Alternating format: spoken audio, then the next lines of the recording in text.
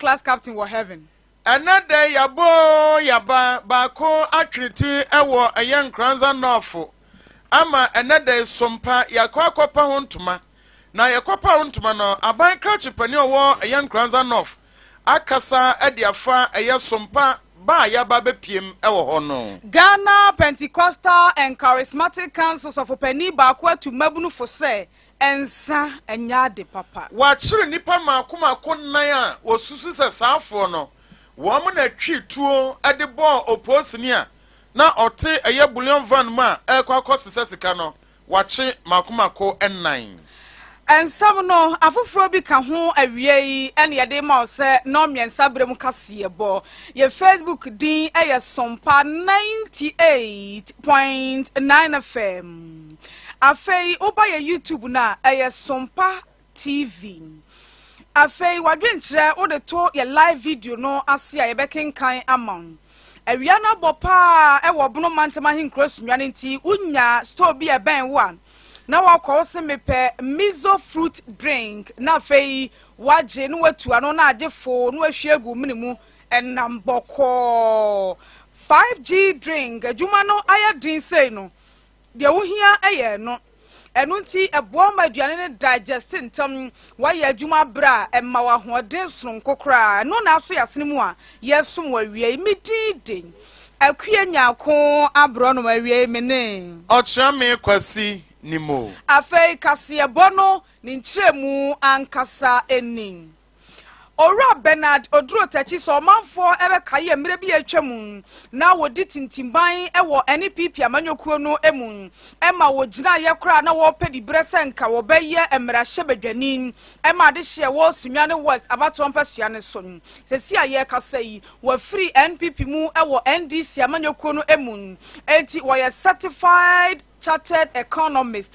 wodi ni juma ema NDC amanyokuo no kron na NDC amanyokuo no babia ni chifri pa no eye kwetire adantia ye no wo Sunyani West na opani no befa NDC amanyokuo no eto ne ho so no na wo beka chiye eho no ena wo ka se wo montia de bia fra ne WFM enti se party babi no ho koka na wo mu kojana na fe WFM no wo mayitaku ne sempoa e de akwa akoso na sinimu enti sa WFM no na nura woba eba ebebo odwa ema wo mubu wo ho akonta hwese ne ema ekosan ene wo wie ye sande to wo mani mu sen wo hu de Kenya wo ho a kire se 2024 de NDC amanyoko na wiata so se wo mu bedi nkunim ewo abato ni mu emu nkanka ewo kwatira dantia ena Sunyani West na ebro wura Bernard oduro tachi kasa no sem omampani na adodankwa akufo adoam wodi MPP amamu we animu no se enyuma mampani dada owura John Dramani Mahama eyeye so mampani akufo ado etumi yemu ko ba kopɛ kra no a osra himemu ho ye babo na baso se oye class captain wose onim hwe kra de ukɔ kwatira dentia o mampani dada Mahama ema wo mo polyclinic wose onim hwe kra de enka kwatira dentia aye bia bo ne yesi yenkoye yi a ubehu ane sen emrantia ne mabawa atonwuram wo mwakwa akopɛ brɛ e de aba bɛbɔ mpata wo so ma ye ground so a wo mutumi ye yie ene badwa mu dwumadie bia mo ho hehe a wo munti e bani mpuntunwuma adom de a owura Mahama ene wo bie owura Bernard oduro tachi mpuntuduma hodo a His Excellency former President Mahama ye no se akufo do ye bi obeye class captain wo heaven ontumi nye bi nyamfasa adom na nche no woti wukro kwetire mu ya ma polyclinic yan kanche wansa na watu aba woti wukro kwetire first ye ya ne ye ko wura mu ko bre ya ba be ko pata ye nsuo pa ye nyina ya pon NDC amawo the background yan kanche o thank you woti kromo ha abra ye beto lesson 2016 NDC the 45 ma contract alezemwa MPP by almost a contract near full or what almost signed the contract and will be a money per corner young country or how MPP are buying way a creating it will take us 50 years to fix it. MPP are buying Bobusia to the extent say and the Kragana bankers of Bobusia were Butaya Mano. That is the government of and that is why we have to be angry and sack them. And in lesson 2024, no, a communal labor. And the What's it? They launch a campaign. Launch a campaign, and we are winning 2024 in Kwechad. It's our life. Monsieur, we are going to win, and we will win. Because I know how to win election in Kwechad. I know how to win it. And put my ban on my arm. Dear, no, my arm. And so, what an oratachi ever cousin. Ebra na ne kon do na wo hunu sen amanyoku agana ha wo mu nyanyi yimu wo mu entietie nipa so wo bedom eye NDC Sunyani West wo sha ase se wo ne wo behwe bomu no ene na akwakoye nsem bebre edin a ebetwe gu enwoma mu kura kyese wo beka party ne ho no na se konofi kono na ibu kata bi no mo ya bekoso ene wo se a ese nipa bi enhyeda nkan nsem bebre ono ne maame ne papa wo mu nyina ya NDC fo na sabi wakwa te se dufochi a wada nsuo mu no wada nsuo ni mu a emfie bebre wana ne danchem afei ene waba ne de NDC mu na obi a wako independent na ne ma wonya ye bebrebe na so obedom NDC na nipa bi ebeye nyiyimu wo sa kwane so a na antwa yie eno so okani sei party a ye bomu munim sami papa kwasi manu ne maame adwudi na omo ye NDC fo omo ne kofa NDC ba kwatire mu amode mu ba omo si omo ye NDC chen DOT no me maame ne me papa ne kofa NDC ba kwatire agentia Rollins ba the year 1995 obe the last rally ya Komedo Park owura ye fie bibi na beti ahoma bi no so onya amanasem bio Wow said do for children so much in Fiapim on another temple. One summit Maba baby and free. I belong to the NDC and I'm back to my roots. I belong to the NDC. And the Omo says, Omo NDC for they should go and do their research. No, Mr. says, Black coffee, Chinamai, I am a Papa Simon. Those were the people at the time of portrait. No, be a show so because of your NDC. No, Nami Papa no name, Jinama Mobi Squad. This is the man. Any second man who back coaching no buy a Pamono. My father is a Keda, was a Keda, and he's about to be a Keda. And it's a Keda, and Papa saw by the router and get that time. Now, if I tell you a near mama from where you're portrayed, there were times that there are people the very time we decided to say Johnny and this. Yeah, my order from above say and this in penny for BSC program I say. And these are people who free you to them you chrome. Why must we do that? Ora Bernard Odrotechi a certified chartered economist and NDC amanyoku no edehye kronkron. Waso eguso awutie no me nsanka se ebo e wo Sompa 98.9 FM na yankoti andromra ene ahaban ya de awutie 98.9 aha na okasa so won ewon kransan so ewo eye bono ene ahafo mantam the traditional region no won so anya adepase ya se won so bi ha won a ba bi o betimi aka man krofo ate na ebekọ wiase afọ na nyina no eye another Sompa enti Sompa nkran Sompa kumase Sompa Sunyani yakwa wo Sompa nkransa 90.7 na mpanifo se asansa fa odi kirenti wo akwakopa ho entoma amakwankyerefo panyin odatara 1 media no ene adwuma mpanifo nyina ede denchem na wo ekọ ho no ena esese nananom mpanifo abankrachi mpanifo ene nananom aka ena ese wo mrekọhye wo se sanse afidie na esi asase so na asase so ya asase ya mpoduamoa ewo de ohweso nananom yewi akire departmental ahodo a wo mo ewo enkransa ne mpatamu ene kintampo no of ne south na chirichiri no wo mo nso ana ene wo eba be ya adwumanti be hia se ne saafo no edi enkomom na ano ena wo mo ekopa Sompa nkransa ho entoma ene ena wo kopa Sompa nkransa ho entoma na kasa ne mu no ena abankra chipani a owo enkransa Honorable Peter Osefosu ena osi ye awurade yanya de yepe na de yepe nso ena yanya no ena de enya nso ena yehwehwe no esanse Sompa de yenibadwuma amoyem eba enhwehwemu de ka na research anase fact finding anase yenkopa asem ne hwe se ye nkurase se ye kurom se ye anwasem se ye niema hodo a edi mpuntu ebeba de Sompa ba o man Ghana ha sha ase free kumase ne nkran ene Tarawan media ene TV ene Sompa eye Sunyani ene de ekeka koro no osinani age ho papa ono abu Peter Osefosu se de wahu no onim sampa kwankyerefo panyina oda Tarawan media no a wo bie Sompa no bɛsɛ mfie mienu mfie miense di enimu ne de ene mansi ni mantam bia obefa ba bia de obete ya ne se yenyina ye tie Sompa mo na owie ye no ena ose ene mobade a monye yeni se mo kasa omampanyini ti mo kasa asoafo te menso me ye opani a kuropon no nyina meda no na ye problem pam ayesabi empreduasa efi ene gata se mu asisie ene enema emfam puntuo ne home enko enkan enti wose samabade a ene monye na montie we na moma empanifo aso ente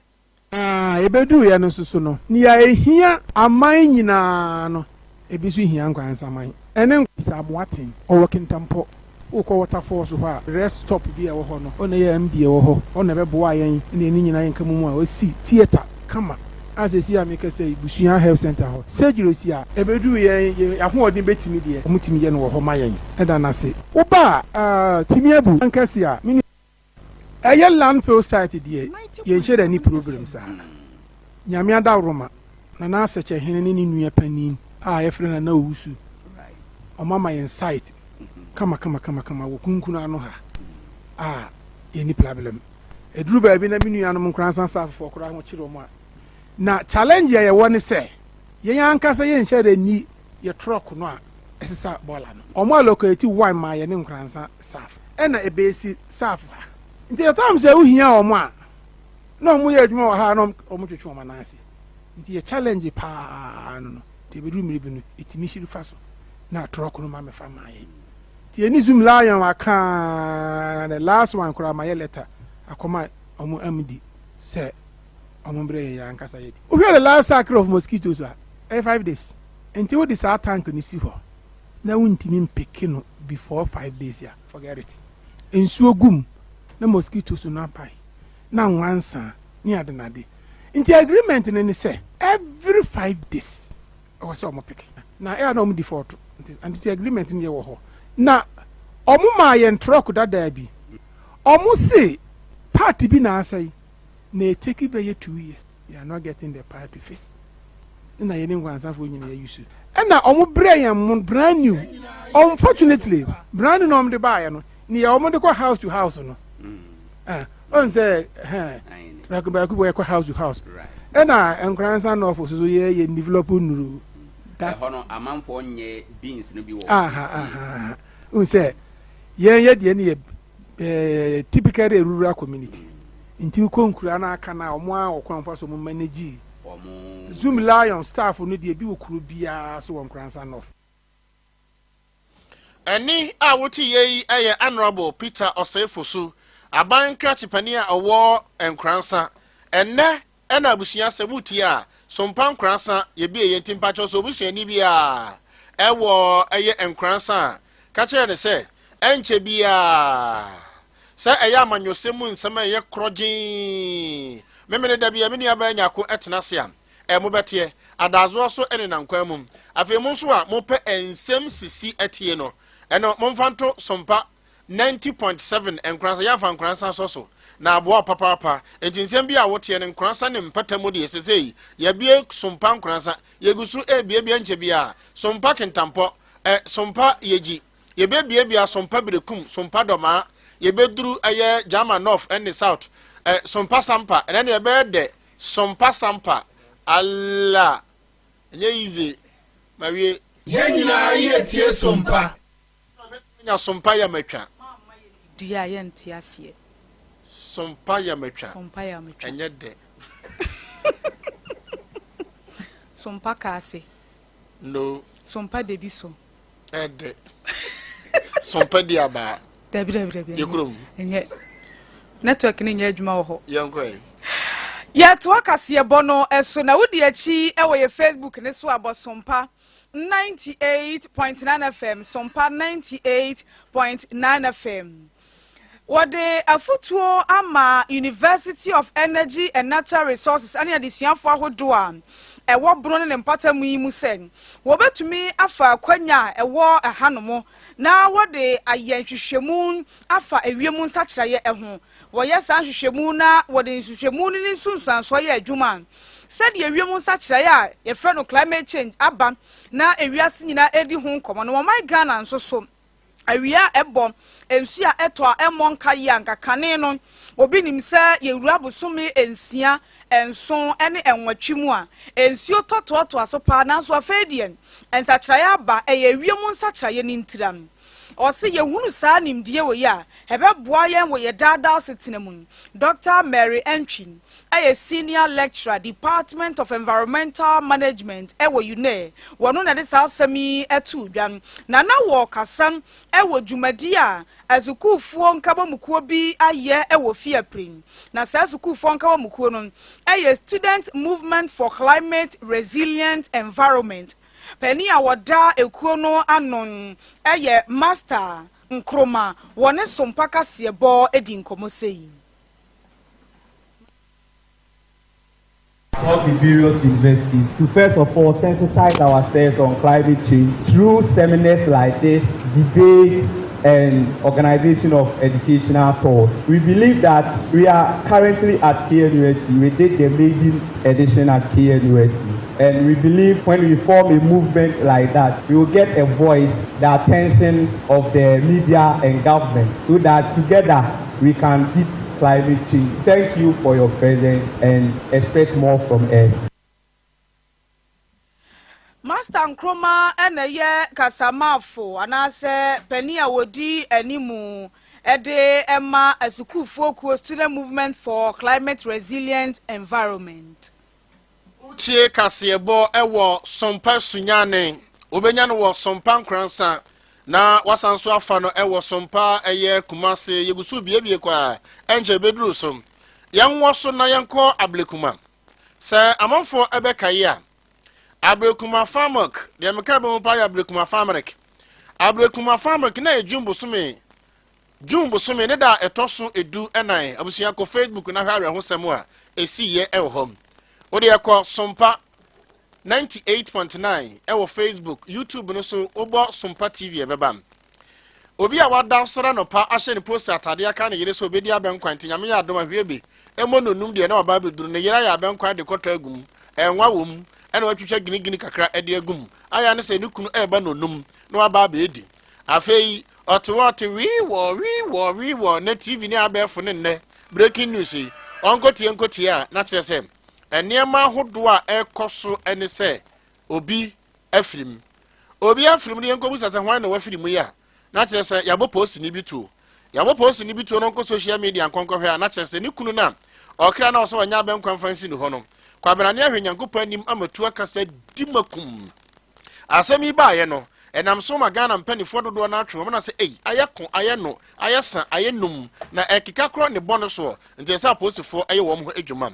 amane ɛbɔ abetodwa ɛkyerɛ sɛ aposifo a wo mo ɛwɔ enkran ɛne wo mo ɛwɔ ablekuma ɛne wo mo ɛwɔ sa area ho na kom ho bom ama me ka sɛ wo ma kye nipa bɛ sɛ enan bro ne bɛ ka sɛ 4 suspected robberies anasa for suspector yachi wo mom na no ana posipani ene sentrofo edi nkomo na wo kyerɛ mu sɛm no kure ne nyankopɔn anim ni kwan ya bullion van ye faso a ya takitaki wo mo ne yekum wo mo no eye awerɛhosɛm papaapa na mmerɛ ne sentrofo atwetwe nkomo na ɔsɛ abrantia na wo firi mu ye posini no ye fa no Lance Corporal Callistus Amwa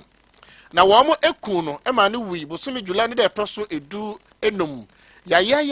na se bosumi mu ani na ekeka kro no na o kire mu se onya adaje ya ekọ adwuma na adwuma ne mu no na ese wo mkwa kofa sika e wo baabi sika na wo mkwa kofa no na nam soma sa awra hosemi esi yem na no na sentrofo ebusa ne se enti babbo bempa na wo de ma posifo wo maka wo mo de eye pick up bi a se ne se wo mo de rubber ball na eye yewu se ne so wo mo de na eye yewu otutu fo mo de prae kura fo mo bonse ni pa wu ana mo de bibia tan so bullion van so ehu amono nin enye bullion van bia na ye de namin eye nchance bi ateta de pick up no kura bo se ya no to ho dada o mo ko magazine a na ye twa de o mo de container bi esi so ebe wi echi no mo disco go pitan fita no mo painting fita aya kita bullion van na no na o se Bank of Ghana any empanifo am hwe bambo so de nema nyina gu akwan mu am de ebe ye bia sefata ama bambofo wo mo ho ato wo mo titire wo mo ekofa eye sika egu kas mo de ko eye banks ahodo no wo mbeye sa nema nyina o se de ekeka kro no ama posifoɔ binom so dodo na no wɔn ayɛ bro no ka sɛ vigilant papaapa nti wɔde afutuo ne adesrɛde ato Ghanafoɔ nyina anim sɛ obiara ma n'ani ɛna hɔ operation see something say something.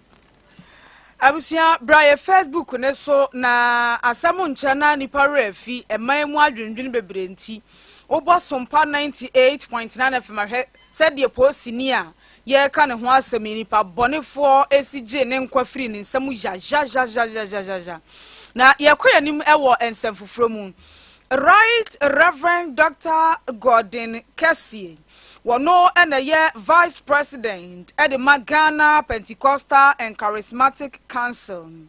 Ura esum emunso so General Overseer at the Life International Church. One idea futuo Ghana mabunu nyina sen. Adia etwe onipa ekra ekwa asamado ntamuno emu baako ayensa denden enom. Wose Ghana mabunu na abano. Onom se de bia me wadwendwi me nom kakra bi de acheke me how far Sunday bi memfa me na hyehye teburasi o anopa obenom awie obenom anwumire obenom hwe nto ne yafunu no wanom a tu be hia ne bio no na atwe ne pɛ me na afi wa hye owuo galanti asekere ne se ne na ase ataatai wo se eye ebremu ni se Ghana fo nyina ye twe maburu na dwen ba so se enye suban pa eye suban body nti maburu ntwom ho emfamfiri mu osofopani kasa no ene wo se Ghana mabunu ba hyase na wo mo ankasa tumi adwene akwa akire se eden wo betumi aye ne soronko ama abeka wo mayi nimdia ye wo ho na oman na kɔ nanimu a enka ebema wo mo ankasa brabo atumpon wo se wo mai bia ne fapem ejira ne mabunu so na so Ghana mabunu de Ghana daachi ane fapem gina wo so no wo ma so fapem ni mu ene wo matu am na dokodoko di asim ene wo makata so e kire se oman no daachi bi woni fapem papa oni daachi papa se emabunu no empani to gono na ebeko wo mu de mu a emabunu na twe wo ho empese empani ni to gono a ebeba wo mu de mu. Right Reverend Dr. Kessie kasa no wo kire se ade a ema onipa wu ntem no eye nsadenden wo se wudru ayaresabia na wubisa se enyare wo be no ena kum nipa ba ko apomuden adwumayfo bebodin eye alcohol wo se alcohol de nke ya de papa se obi benom kakra ko ni nipadua mu na so se de mabunu no efa wo mo ankasa pemu enom ni bebre no eno na emmoa ema wo mapomuden enkon kan yam osusu sen ebra so so mamu mpanifo nyina do anu betumbie na mabunu no atwom ho afri ensadenden ho ene ye wuo ye mbrabo ne ye kidney ene ye saa abeye saa abusia ye mfri ensa boro ho ensanom na yenko amanyosemu abusia nti de Sompa kase ebo ebusa ne se